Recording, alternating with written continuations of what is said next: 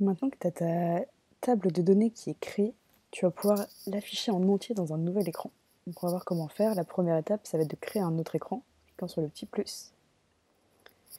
On crée un écran vide et on va le renommer tout de suite pour savoir. On va dire que c'est le screen pour afficher tout. Afficher tous les éléments. Hop. Du coup, on a ici notre nouvel écran et on va utiliser un composant qui s'appelle List Viewer. Donc en fait, comme le nom l'indique, on va pouvoir afficher une liste avec ce composant. Dans la partie Blocks, on va du coup avoir des nouveaux blocs pour ce composant. Et on va dire en fait qu'au tout début, quand on arrive sur l'écran, quand il s'ouvre, tac, on va reprendre ici, on va définir quelle liste en fait on veut qu'il affiche. On va juste lui dire qu'il va changer les éléments de notre list viewer par les éléments de notre liste qu'on a créée dans notre table de données. Donc on va récupérer ce petit bloc que tu connais, qui correspond à la liste des éléments qui sont dans notre colonne mots.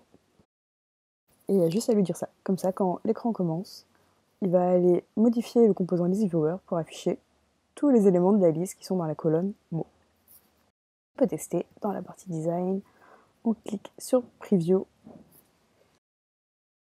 Et là, on a nos éléments. On a le bonjour, le ça va et l'élément lead.